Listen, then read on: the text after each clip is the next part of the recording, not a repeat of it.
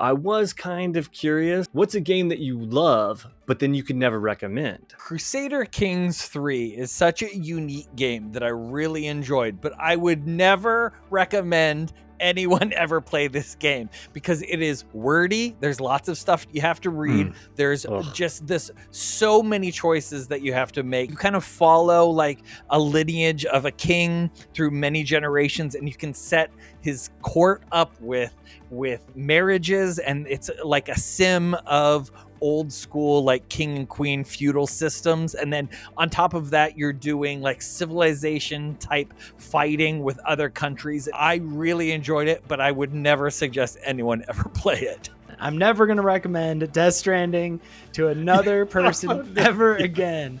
I've recommended it to too many people to where now everyone's just like, this game's trash, dude. And I'm just like, it's the best game ever. Like, it is the GOAT game for a reason.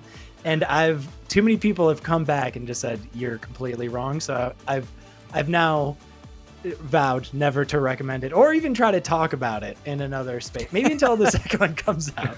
But no more Death Stranding, unfortunately, for me. In terms of guilty pleasure like games that I've definitely loved, but I'm not going to recommend to, I've got to say it's Plants vs. Zombies Battle for Neighborville. I loved the first one, which was Garden Warfare 2, and then the most recent one, it's called Battle for Neighborville, and it's cool because every month they've got a different setup and different cosmetics and like things you can unlock and that sort of stuff, and it's a shooter with all your different characters and you do all sorts of things. But on Xbox, unfortunately, it has a memory leak and it crashes every few games, and it's kind of miserable. Then you have to log back in, and then I look on the server system and it says like there are 0 other servers, so I literally know that I'm on there with about 40 other people and myself just shooting the same dudes over and over. But I don't know why, I just love this game so much. I would never recommend it. Do not play it.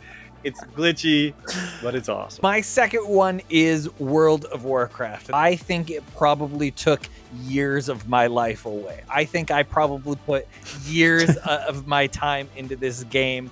It is the most addictive thing I think I have ever encountered in gaming. It's one of the ugliest games that I had ever seen. When you showed it to me, I was like, that is ugly.